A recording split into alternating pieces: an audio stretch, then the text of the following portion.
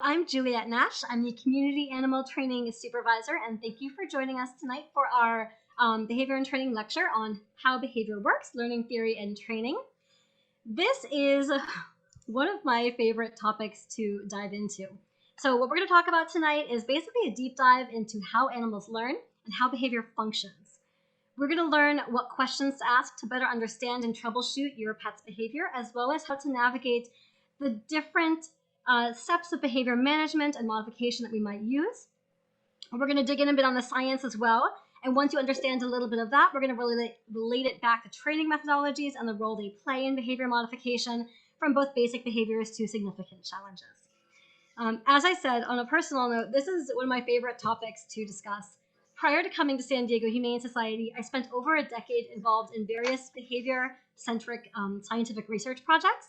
And even after all of that time, it's still utter delight to me how much there still is to learn about behavior and body language. And I learn new things all the time, every day. So I hope I can share some of that passion with you tonight. So we're going to start by talking about the function of behavior. And there's a lot of pieces to tonight's presentation, but one of the biggest takeaways is this first part.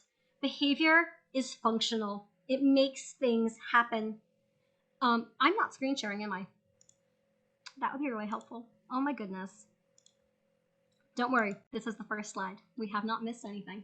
Okay, behavior is functional. It makes things happen. Now, what it's making happen can be an internal process or an external process. So you may or may not see exactly what that behavior is doing. So for example, if my pet yawns, that could be them saying I'm waking up or I'm sleepy, but it could also be them relieving some tension or some stress. And that's an internal process that I don't see happening for my pet.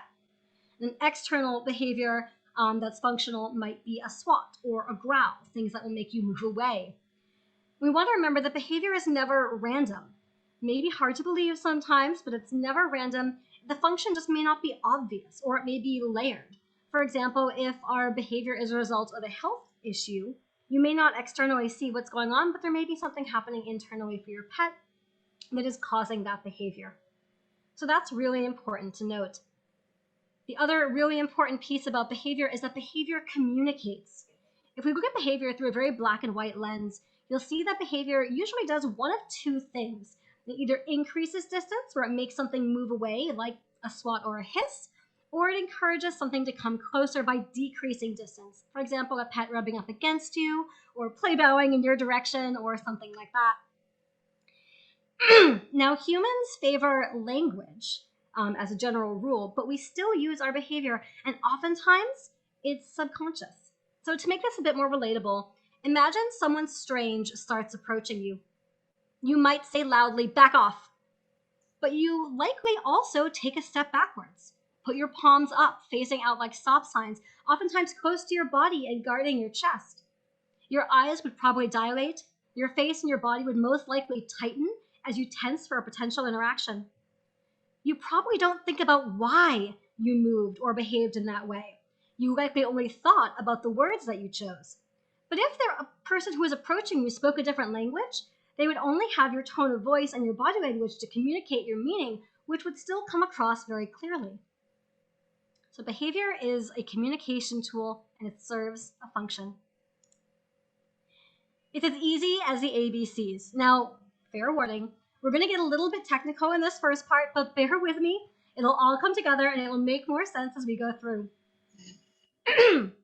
When we are analyzing behavior, it's oftentimes easier to break larger behavioral sequences into smaller segments so we get better understanding of what we're seeing more specifically, I suppose. The smallest unit of behavior that we can analyze and study is what we call the ABC, or ABCs, which is basically three different pieces: what prompts the behavior itself, and the consequence of that behavior. And any papers that you see referenced or other resources you see referenced at the bottom, I will send you afterwards. Again, science nerd, you're going to get some research papers, so dig in as you like. So A stands for antecedent, and this is the most technical term you're going to hear tonight, I promise. But it's basically the term for the signal or cue that occurs immediately prior to the behavior and is what influences that behavior to occur. So without an antecedent, there is no behavior. So even if you were in, for example, an empty room with no other stimuli, your behavior in that empty room is based on that lack of stimulation. The sensation, for example, of stress as you wait for something to change, that's still going to be antecedents. That stress in your system is making you behave in that way. But let's look at some other examples. In this case, the antecedent is a traffic light turns red. You behave by applying pressure to the brake, and the result, the consequence, is your car slows and stops. Another example might be a spider crawling onto my hand. My behavior would be flailing my arm wildly, with hopefully the consequence, the spider is removed. Those are antecedents. They're what make the behavior happen. Behavior is B, probably pretty obvious there, and it's the specific thing that an individual is doing to achieve specific outcomes. Now, it is really important to, for redundancy's sake, to be specific. We want to make sure we're looking at single behaviors like a paw lift, as opposed to a sequence like a paw lift followed by a wide, fast tail wag and a butt wiggle. Also, it's really important to be objective and not subjective. For example, if I say my animal is frustrated or stubborn, those aren't behaviors, they're descriptions. So instead, use really clear language like my animal is mouthing my hands or swatting. So let's look at a few more ABC examples. Whoops, just kidding. The first one, which is going to be the antecedent of a loud noise, where your pet might then shake their bodies, which results in stress being alleviated. Another example, a hand is approaching your pet might hiss or growl, the hand is removed as a consequence of that behavior. C, as I'm sure you've imagined, is consequence. They're pretty straightforward, as long as you can remember what antecedent is. When an animal is basically doing is to achieve those consequences, and consequences provide information to our learners about the value and effectiveness of that behavior. So let's go ahead and look at an example. A mail carrier approaches your home. The behavior is your dog barks, and the result of them barking is the carrier leaves, or at least as far as your dog is concerned, that's what happens. Oftentimes, when we're looking at behavior sequences, it's helpful to start at the end and work our way backwards because we don't always know what causes behavior. And this can cause a lot of frustration when we're trying to train and troubleshoot behavior, but we don't really know where it's coming from. So for this next example, we're going to start with a consequence. In this case, the consequence is a treat has been received. The behavior that was performed is our pet's nose touched our palm. And what caused them to touch their nose to our palm is we held it out for them to target. So sometimes working backwards kind of helps you figure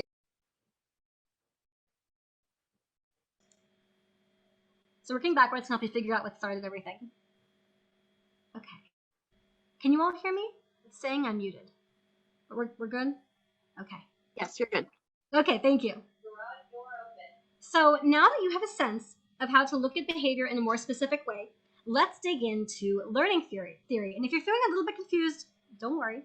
This was, again, the most challenging and technical part of the lecture, and it's something that even professional trainers really have to focus on and puzzle through when digging in on more complex behaviors. So you don't have to know how to do ABCs at the end. You just have to kind of know that it all works together like a puzzle. The big takeaway is understanding that behavior is prompted by something in the environment, that the behaviors performed result in a consequence, ideally one that the pets want to happen.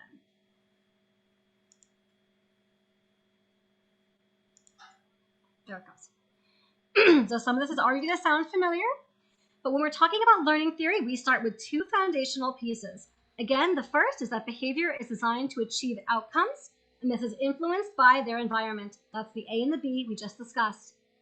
Every single thing, big or small, is a behavior. And remember, internal and external behaviors are included in this. You may not think of something as a behavior, like sitting quietly, but it is. It is a choice your pet is making. So every single thing they do is a behavior. The second piece is that pets learn based on the immediate consequences following their behavior. And we're talking about a 1 to 4 second window. Now, a few extra seconds may not seem like a big deal, but it actually is. In 1995, a scientist named Natal did a study where they looked at, I'll summarize it to say, how learning was impacted by how quickly we reinforced behavior after it occurred. And during this study, he taught pigeons to peck at a target. And he reinforced the behavior in the first part of the study 10 seconds after the peck occurred. After 2 months of work and 40 hours of training, the birds still weren't consistently performing the behavior.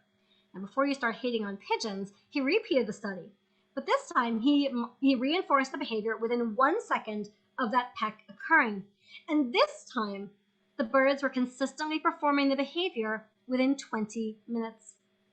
So when we say things like, if you don't catch your pet in the act of doing whatever it is they're doing, don't bother responding to it, that's why. They really have a difficult time associating consequences with behavior if it's not immediate. They've already moved on to something else. For a really common example, with potty training, we often hear folks are struggling with getting the dog to go to the bathroom outside consistently.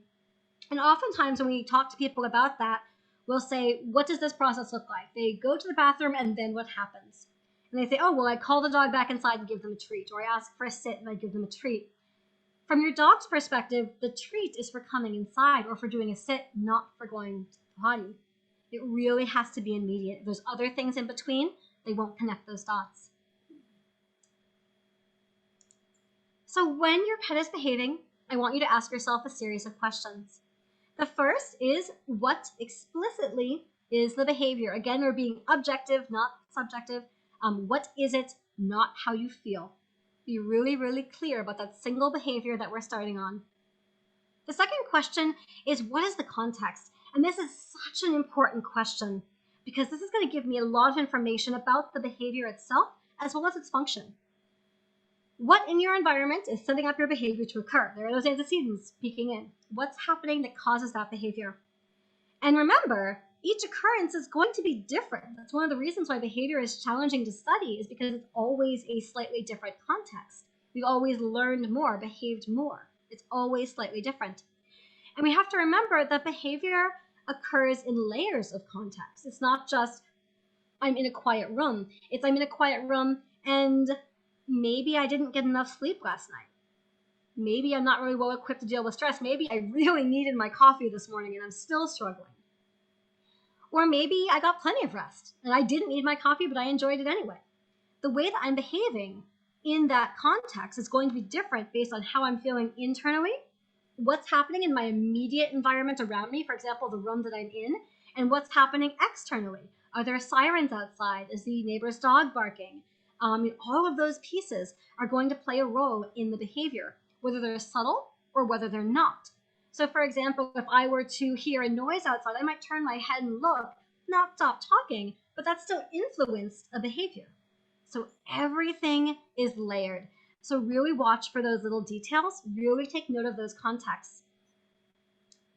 The third question is, what is your pet trying to achieve? This is that, what is that function of the behavior? When they behave, does the environment change? Does the behavior of another individual in that environment change? What happens? Because it's something. And again, it may be internal, so you may not see that something, but something is happening. And if your pet is repeating a behavior, it's something they are finding to be functional for their purposes.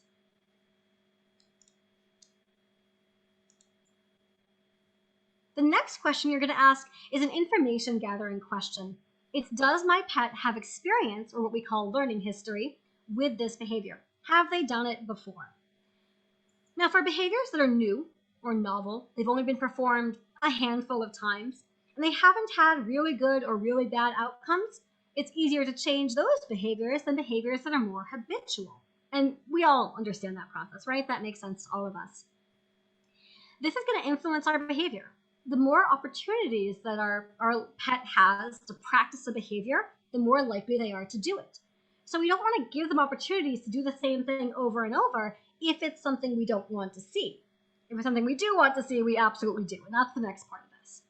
So get some idea about their learning experience, because what that's going to give you as far as information is an idea of potentially what a rough timeline might look like. Do I expect this to take longer? Or maybe not that much time?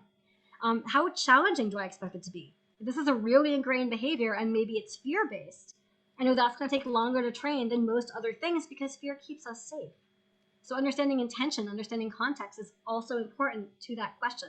All of these things build. So really do that task of sitting down and asking that question. Do they have experience? Have I done this? What is my training plan?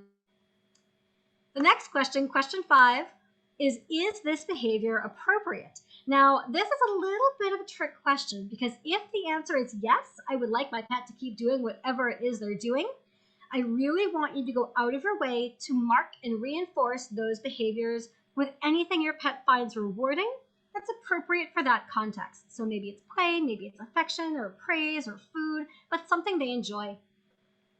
And I'll send you a whole follow-up article about rewards and reinforcement. Now, what that means if we're reinforcing good choices is we're oftentimes looking for things that don't get our attention.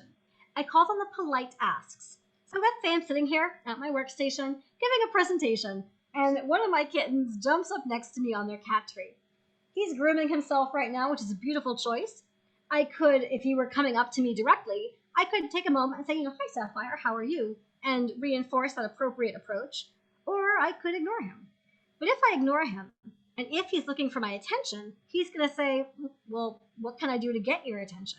And he might try any number of things. He might try climbing on my computer. He might try pawing at me. He might try meowing at me. Your pets are creative. They'll find ways of getting your attention. And they're usually not the ways that you want them to get your attention. So it's really important that when I see my pet making good choices, I reinforce those good choices so they know what works. They can start building a repertoire of effective behaviors, successful behaviors in their environment, in that context, that do work. And that's going to help them know what to do down the road if we do see a behavior we don't want to continue and we need to address it. Which brings us to the next part of this. If the behavior is inappropriate, you have to ask yourself question number 6, which is, do they have the tools and training to know what to do instead? And again, another bit of a trick question here, because if you have not explicitly trained your pet what to do in a situation, then we can't assume that they know. Just because we know a behavior is inappropriate does not mean our pet does. So we have to give them, again, that repertoire of good choices so they realize jumping on me doesn't work, but sitting and looking and going to my mat and playing with my toys and all of these other things worked, but this thing didn't. And we have to really be clear with our pets about what to do and what works. And let's go ahead and dig in on that a bit deeper. So steps to achieve desired behaviors. As we've already said, number 1, always reward appropriate behavior. This is proactive. We're building that history of what works in the environment in that context. Number 2, we can teach appropriate alternate behaviors. And we'll talk about this a little bit more later. What this means is, what would I rather see instead? And an exercise I'll often encourage families to do is to take a piece of paper, notebook paper, and draw a line, maybe 1/3 on one side and 2/3 on the other. And on the smaller side, write down a single behavior that you don't want to see, like jumping. On the opposite side, write down every single thing you can think of in the same sort of context, for example, jumping for attention, that you would rather see instead. Again, looking at you, sitting by you, sitting quietly, doing their own thing, playing with their toys, anything at all that works. And what I want you to do instead is reinforce all of those behaviors when they occur. That's a combination of 1 and then a little bit of 2. So with 2, once we have that list of what works, we can go ahead and really actively train some of those behaviors. For example, a sit or a look or a hand target. And if I know that my dog likes to jump on me when I walk into the room, I can, as they're running towards me, ask for one of those behaviors. If they're further away and I have a bit of time, I can ask for a sit. If they're right up close to me and I don't have the time, I can ask them to target my hand or to look.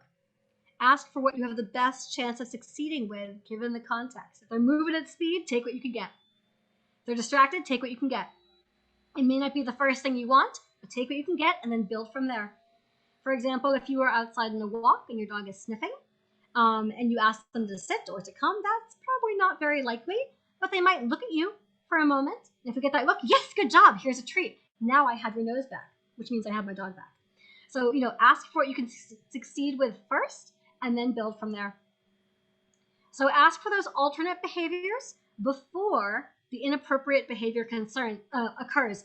And keep in mind, in some cases, it is oftentimes easier to train those desired behaviors in a different context. So practice sitting and targeting and all of those things when your dog is not looking to jump on you. That way you can build a behavior and then apply it to a more challenging context. Really, really important. Also really important is to make sure that the behaviors you're asking for are appropriate both for the context and have the same or very similar outcome as the original behavior. So if I walk into the room and I tell my dog, go get your toys, that's not going to work because my dog doesn't want their toys. They want to interact with me. And that's where a lot of folks get stuck on their troubleshooting is they ask for the wrong behavior. It doesn't meet the same need that my dog has. But a look, a come, a sit, playing with a toy I'm holding, all of those still get the dog their desired outcome of an interaction with me. So again, it all layers up. Make sure that you know why they're doing it, what they're trying to achieve, so you can offer the right types of alternatives. The third thing that I can do is to redirect my dog. So if they're not doing something, if they haven't done something yet that I don't want to see, but I see it coming, I can redirect them before they've made that choice. And the important thing here is I don't want to draw attention to the inappropriate behavior. For example, if my dog is looking at my sneakers and I jump in front of my shoes and say, no, don't touch them. Oh my God, I have just turned those sneakers to gold. Don't do it, friends. Don't do it. If you make it exciting, they're going to want to go see what it is. So instead, they're eyeing up my shoes. Hey, let's go for a walk. Let's do some training. Let's go cuddle on the couch. It doesn't really matter where you offer them anything else. It'll be more engaging than your shoes that are not doing anything. Offer them something else and redirect them before it happens. If it does happen, for example, they do jump on you or grab your shoes, don't respond in a significant way. For example, if they jump on you, just turn away. And then immediately redirect them, ask for a sit, and then reinforce that sit. And we'll get into that in a bit more detail. So let's go ahead and look at how all of this relates to training. And we're going to start with a little bit of training terminology because that is super confusing for a lot of folks because we don't use the language the same way we do in other types of communication. So the word positive in training terminology means we add something to the environment. Negative means we remove something from the environment. And as you can see, they're abbreviated as plus and minus signs, which speaks to math, not to something being good or bad. We add or remove. It's not good, it's not bad, it's just math. Reinforce or reinforcement means to increase occurrences of behavior. It'll happen more often. And punish means to decrease or suppress behavior, meaning it will happen less often. And again, neither reinforcement or punishment mean good or bad. They're just adding or removing more often or less often. Aversive is another term you're going to hear us use, and that means anything that causes fear, pain, physical or emotional discomfort, and they're tools designed to stop behavior, suppress behavior. So let's dig in on this. Positive reinforcement means I'm adding something desired to the environment to increase occurrence of desired behavior. So I'm going to ask folks either to use the chat or to do a thumbs up or a hand raise. How might we unintentionally positively reinforce undesired behavior? Any ideas? I'm going to watch the chat because it's probably easiest. Probably this was an interactive session. Any ideas? I'm going to give it about 10 seconds because we got a lot to cover today.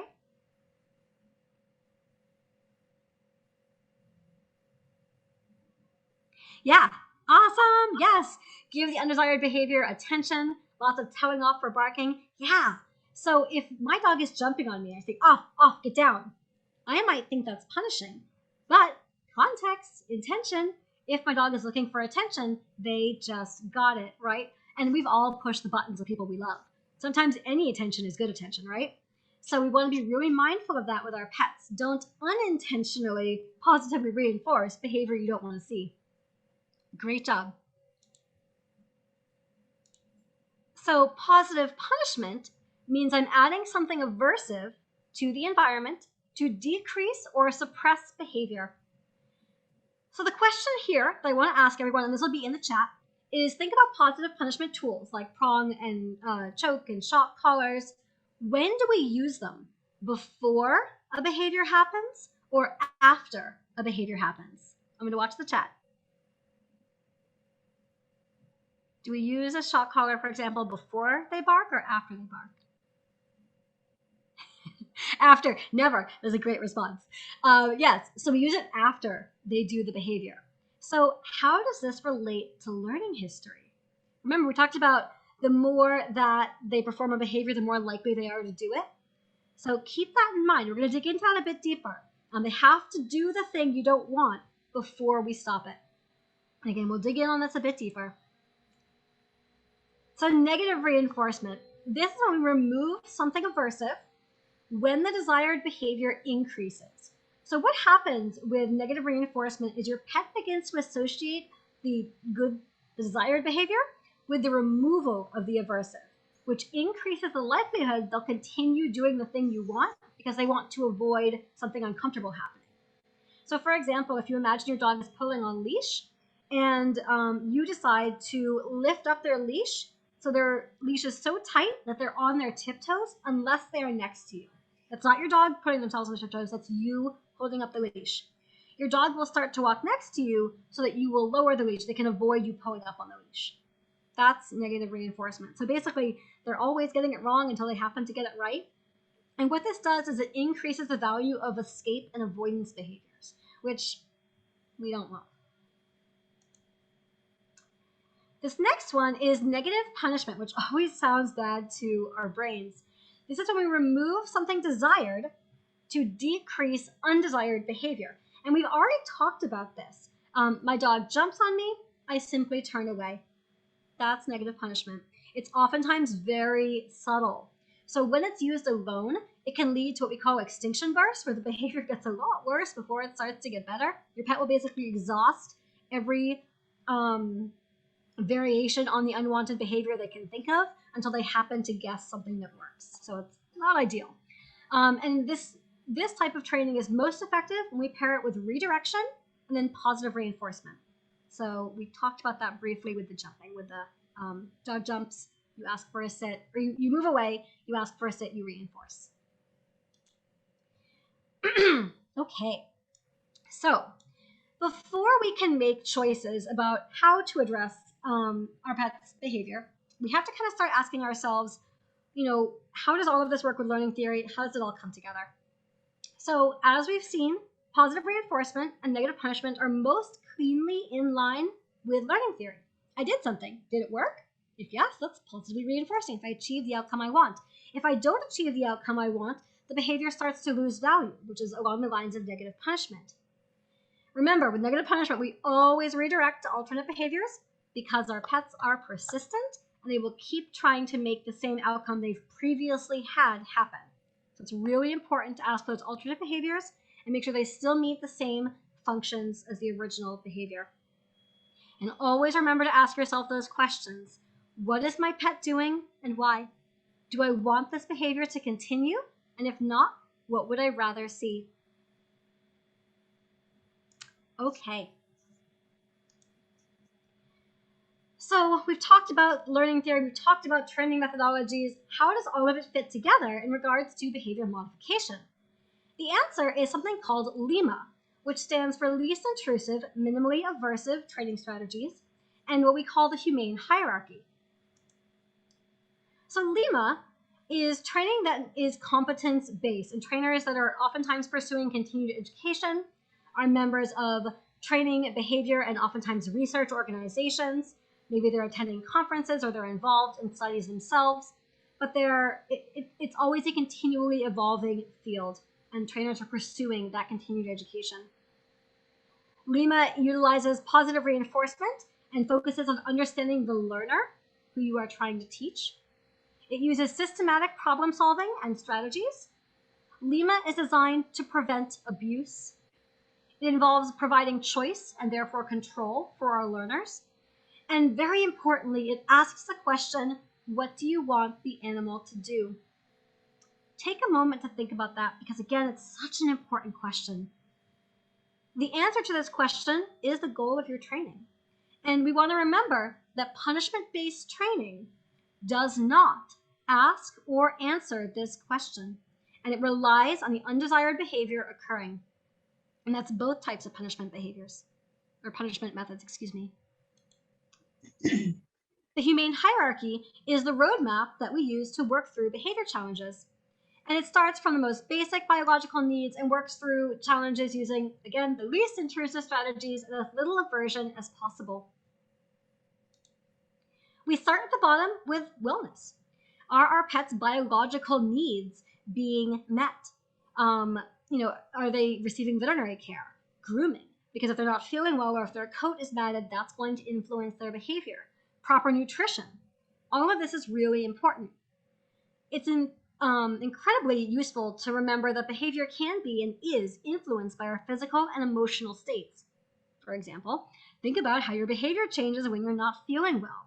You may notice both internal changes, such as feeling more tired or having trouble focusing, as well as external changes like shorter tolerances or having less engagement with your coworkers or your family. Your ability to cope with stress or change during those times may also change and may result in challenging interactions with other individuals. The same is true if you have significant changes in your diet. Going from eating lots of sugary and processed foods to eating lots of fresh foods often results in changes in our energy levels and our overall health and well-being. Our pets are no different. So keep all those pieces in mind. We also want to make sure they're getting the physical exercise they need and that the exercise is best suited to your pet, which can be influenced by their overall health, wellness, age, mobility, etc. And they're also getting varied mental stimulation. The same couple toys are not going to hold the same value for years at a time. It's really important to vary the mental stimulation we're offering our pets. And oftentimes, we can address behavior challenges just by looking at these pieces. So we never want to underestimate them. And when we're talking with behavior consultants, very often their first question will be, have you seen a vet? Have we ruled out medical concerns? The next step is our antecedent arrangement, or what we're going to call environmental management. This asks the question, what can we change in our environment to change the likelihood the behavior will occur? And this is cool because it can reduce the need for more complex training, and it's proactive and focuses on setting your pet up for success. So I'll give you some examples. We had to replace our screen door that we often keep open for our cats to enjoy the outside world, or keep the glass door open, the screen door shut, for our cats to enjoy the world. And when we had to close the patio door while the door was being replaced, we opened the windows on in our kitchen instead above our counters. And our cat began jumping up on the trash bin and then onto our counters to go look out the windows there instead. So we simply moved the trash bin away from that counter and underneath the breakfast bar where it was not accessible. And the behavior stopped. And luckily, 2 days later, the screen was replaced and she went back to doing what she did before without trying to get up on our counters again. Simple changes in the environment reduce the behavior. Additionally, if I have a dog who's barking at things outside, I can close the blinds or even just close access to a particular room if there is a particular side of the house that faces the neighbor's dog. So managing your environment can also help you manage behaviors, again, without any more complex training in many cases, aside from that proactive training and reinforcing good choices, of course. There we are. There's our positive reinforcement. We want to build a repertoire of behaviors that work. You've already heard me say that several times. This allows us to be proactive and look for naturally occurring behavior that we want to see continue. We can use positive reinforcement, of course, in response to cues like sit or come or whatever else. And using positive reinforcement just throughout your day builds a strong reinforcement history that builds what we call behavioral momentum, which is such a cool concept I don't have time to get into today, but it basically is enthusiasm. Did your pet sit or did your pet sit? Are they really excited about doing what you're asking for? Or are they like, sure, I'll do the thing? You want them excited and enthusiastic about what you're asking for. I have pets who enthusiastically take medication because we've built that as a really fun behavior for them. So behavior momentum is super, super cool. In addition, if we're using positive reinforcement and we have that repertoire and we have that momentum, it's easier to redirect our pets and they have more alternative behaviors to try if they see that something isn't working. There are our alternative behaviors. Instead of doing X, do Y. So here's a question for you. Again, I'll watch the chat here. If we were to look at an animal behaving, we want to ask ourselves, when we ask them not to perform a specific behavior, what do they miss out on? What are they not getting by performing that behavior? And that is a question, I mean, I could spend hours thinking about it. It's just a wild question that we never think about. But what are they not getting by performing a specific behavior? Is the one that we're asking them to do instead equivalent or similarly reinforcing? Does it meet the same need? When folks are teaching alternate behaviors, like we've said, this is often where they get stuck troubleshooting. So if we look at the following examples, which of these would be least effective, effective, or most effective? So would A, instead of jumping, sit, would A be least effective, effective, or most effective? Any guesses? Or watch the chat. B would be most effective. That is correct. Yeah, so B would be most effective. Instead of jumping, doing a sit would be effective. Instead of jumping at me, but jumping to a raised target would be most effective because they're still getting to jump, but in an appropriate way. And C, instead of jumping on me, go play with your toys, that would be least effective. So dig into some of those questions. It's a really, really neat concept. And again, ideally, when we're teaching alternate behaviors, we're still going to ask for them proactively before the unwanted behavior has occurred. Now, the next stop on our roadmap journey is negative reinforcement, negative punishment, and extinction. And we're going to pause before we use any of these tools. We're going to look back and retrace our steps. Are these tools necessary? What have we learned so far going through this journey? Can we back up and try something different? Did we learn more in the last step that we can apply earlier on and maybe change our environment? If we can't, we want to proceed with caution. Ask yourself, does my pet have a strong reinforcement history of desired and alternate behaviors? If not, go teach those. You may not need to go forward yet. And if we are going to use these tools, do we have plans for how to redirect that behavior and to minimize persistence, those extinction bursts, once we use that negative reinforcement, negative punishment, or extinction? Really important questions to ask. The last step of this roadmap is positive punishment. And before you use these tools, we want you to stop and consult with a positive reinforcement or Lima professional. Even in the zoological world, professional training world, across the board, positive punishment is only utilized in the most extreme, like life or death situations. And when it is used, the idea is to only have to use it once, ever, for that situation. And most of us are not willing or able, for very good reason, to use that intense a punishment with our pets. And we shouldn't. The problem with positive punishment is it reduces coping mechanisms, but it doesn't teach alternative behaviors. It doesn't answer the question, what do you want the pet to do? And again, it relies on the unwanted behavior occurring. I want to give you an example before I move on to that last point. If we have a dog who's barking out of fear, and we put a shock collar on them, they will probably stop barking. But they don't stop being afraid. And that's really important because I've addressed a symptom, not a cause. I've said to my dog, you can't express your fear by barking. But I haven't told them how to express their fear, how to set those boundaries appropriately. So maybe now, instead of barking, my dog destroys things in the home, or they self-harm by over-grooming, or they hold it in until they just can't, and then their reactions are bigger and more intense. I don't set my pet up for success, and in many cases, I cause or it results in additional behavior challenges or even more potentially dangerous behavior responses. In addition, it has been scientifically shown that positive punishment is not more effective than other methods, and it is less effective than positive reinforcement. So I want to take a moment to talk about choice. Choice isn't part of the humane hierarchy as listed there, but it is an important part of Lima. And one of my favorite resources on this topic is this video from animal trainer Peter Clark, and we're going to go ahead and watch it in just a moment. I do want to say I see a whole bunch of questions have shown up in the chat. I'm going to leave time at the end to dig through those and look at them in a bit more detail. So hold on, we'll get there. But for now, let's go ahead and watch this video from PETA. And I'll pause it a couple times to highlight a few points that are really important.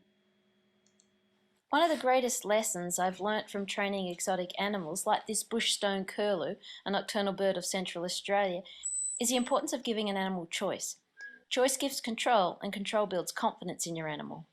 When you remove as much force from your repertoire as is safe for the animal and the trainer, a whole level of new reinforcers opens up to you because the animal will always choose what behaviour is most reinforcing to it at the moment.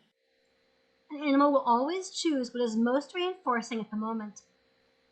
Oh my God, there's so much to unpack there. So when we look at choices, as you'll see in just a moment with this example, my pet can choose to work for a food or something else, or they can choose to take a break. And both of those things are powerful because they let me show you where my boundaries are. They let me communicate what I need most in that moment.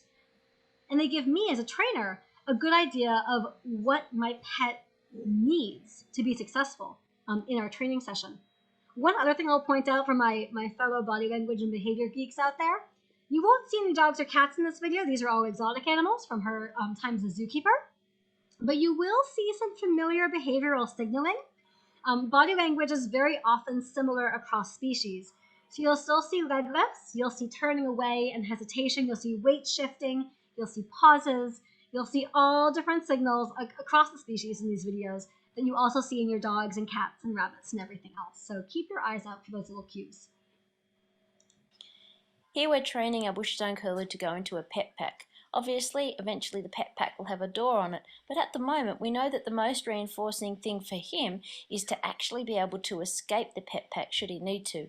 When he goes in, he'll be given reinforcement of mouse and bugs, all those sorts of food reinforcers that he likes, but we don't want to give him a situation where he feels so threatened because he's going to be locked in the pet pack that he doesn't want to go into the pet pack even for his most favourite kinds of food. Now, at first glance, this can seem pretty counterproductive. We want him to stay in the pet pack and we are letting him come out when he wants to. How does this work? Well, he gets the choice of the reinforcer he wants. Both the food reinforcer and the chance to leave the pet pack reinforce the behaviour of staying in the pet pack. And when we give the animal this choice of which reinforcer they need at any given moment, in a pretty short time, we can't get them out of the pet pack. And this is exactly what we want. We want not only to build a behaviour, but we also want to build a level of confidence and understanding in our animal that we're never going to force them or threaten them in any way. This way we build confidence not only in the behaviour, but also we build the relationship of trust that we so desperately need when we're working free-flight birds and other exotic animals in a zoological situation.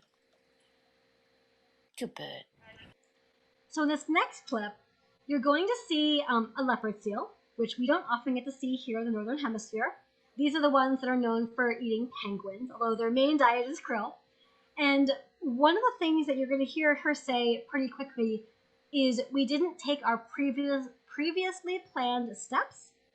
What she means is that as trainers, before we begin a session, we have a plan for what we want to do in that session. And sometimes it goes according to plan and sometimes it doesn't. And that's what you'll see here. That's what she's referencing. So it becomes clear as the video goes on. But if you've never watched this before, it may be a bit confusing at first. So here we go. The choices that our animals make often can give us as trainers really important information as to how they are feeling about what we are asking them to do at that very moment. Here our leopard seal tells us that she's really feeling a little bit uncomfortable today, which meant that we did not take the steps we had planned to before starting the training session. While she had been going really well and hadn't balked at the transport crate as she did just then in the video for a long time, she did today, and we're all reminded that we all have bad days, even if you're a leopard seal. It's really important to remember that, just like us, animals are constantly forming emotional associations. How an animal feels about what you are asking it to do is going to make things either much harder or much easier. One of these sayings that's very popular amongst trainers is you can only train the animal in front of you. And that's so true. I may want to train the cat that I had in class yesterday, who was perfectly focused and very well behaved and interested in my treats, but that may not be the cat that I have in front of me. Maybe the cat I have in front of me just went to the vet or just got tackled by one of the kittens that we have in the house. I always have to work with where they are right now, because if I don't, if I'm asking for more than they can do or I'm moving faster than they can keep up with, we're both going to get frustrated, my training may backslide, and we're not going to achieve the goals that we want. In fact, I may see undesired behaviors happen as my pet tries to communicate, hey, I can't do this right now. So really being aware of what our pets are able to do, what they're interested in doing, is really important. So always work with the animal that you have in front of you at this moment. And again, keep in mind that context because it's going to change from session to session, day to day. The foundation of feeling plays a key role in the behaviour both we and our animals perform at any moment. So going back and helping Brooke with a target stick ensured that in the next session we were able to take our previously planned step of closing the door for just a few moments at a time while she remained relaxed and comfortable. So how do our animals tell us what is most reinforcing in any moment? Body language is key. All animals will orientate towards the point of reinforcement. Watching this video of Jacob Brown, a long-billed corella, that's a type of cockatoo found in Australia, you can clearly see how his body posture and balance of weight changes from the beginning of the video to the end. At the start of the video, he's leaning away. All of his energy is away from the scary skateboard. That's fine. He has control and can choose to work to gain the sunflower seed, one type of reinforcer, or work to increase the distance between him and the skateboard, another kind of reinforcer. But watch as his fear reduces and his feelings about the situation and the scary skateboard change. Slowly but surely, his orientation changes. Where his overall body posture was orientated away from the skateboard at the start, by the end he is not only orientating towards it, he's going to be on it. And his body language is more determined and confident. While animals are not always as obvious as Jacob Brown is here, a good trainer will see the subtle shifts in body weight or the tiny movements of the head and respond accordingly. Being able to read these subtle cues is something that we can all learn by simply spending time observing animals.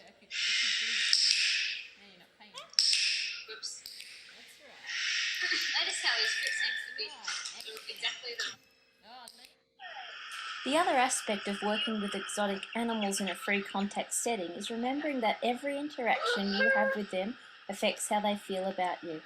The experiences they have in your presence will either make them trust you more or trust you less. Trust is important when you're working with animals that can fly away or can kill you.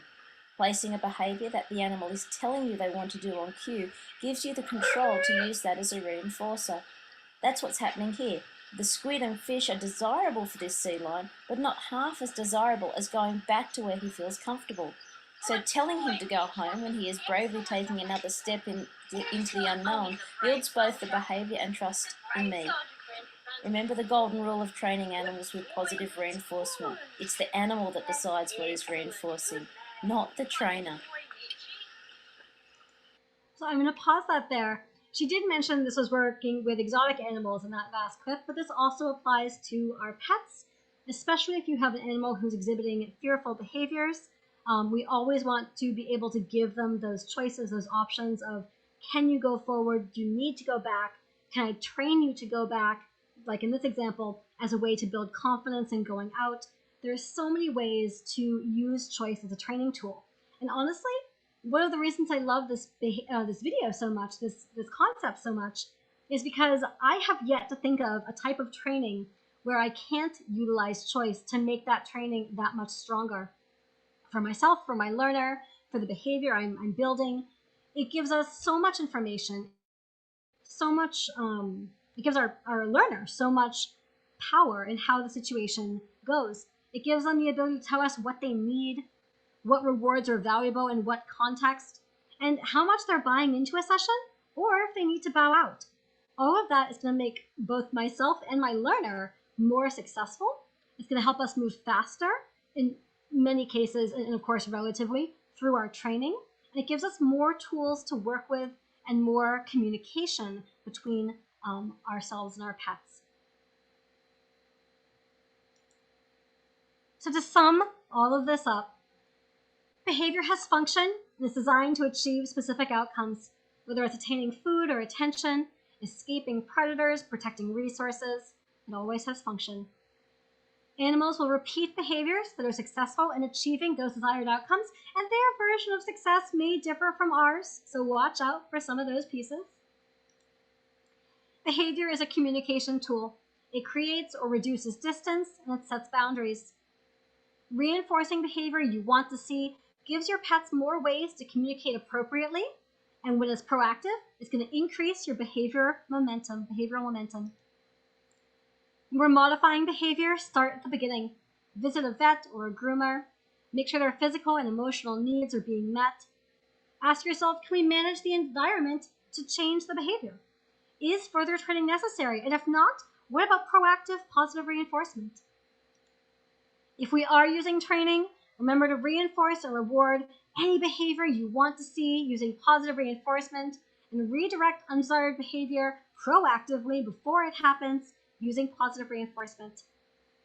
Teach alternate behaviors to eliminate the need to perform those undesired behaviors, and of course, reinforce those better choices using positive reinforcement. Respond to undesired behavior if needed with negative punishment if it happens, but immediately redirect to appropriate behaviors and then positively reinforce. The key to this is that everything ends in yes. Everything ends with your pet knowing what to do to earn those rewards, to achieve those outcomes that they're looking for. And this isn't always easy. So if you want some help, we got you, boo. San Diego Humane Society offers over 40 training classes for dogs and cats, and you can probably get some rabbits in there too. They're online. Rabbits can attend.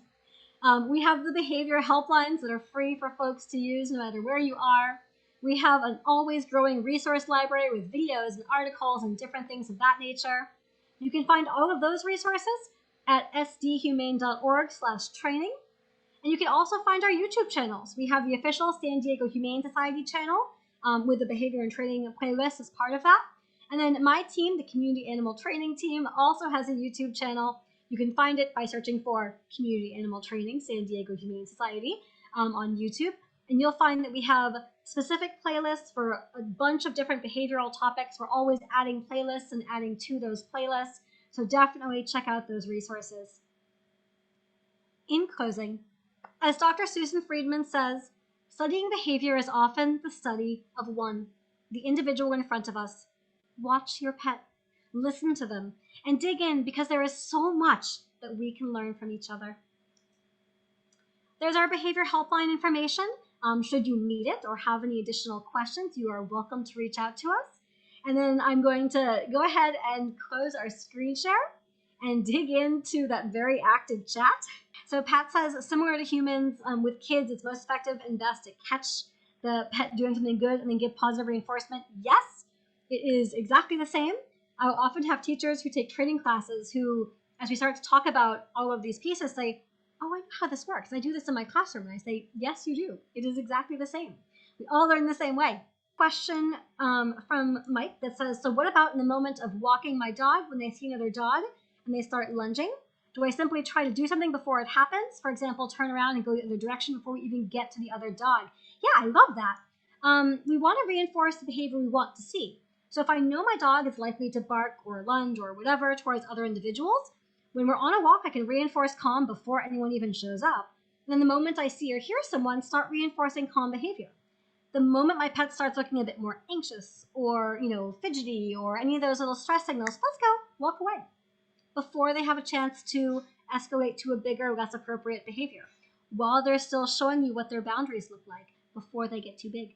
I see questions about dogs jumping up and gnawing on us, I'm assuming also our leashes while we're walking. In this case, the dog is teething. Do I calmly turn away until they decide to do something else? So you can, but that's just the negative punishment. It doesn't have the redirection. So, if she's grabbing at your hands or the leash, I would bring a toy with me and offer a toy instead. I mean, they can grab onto the toy and have something else in their mouth that's more appropriate.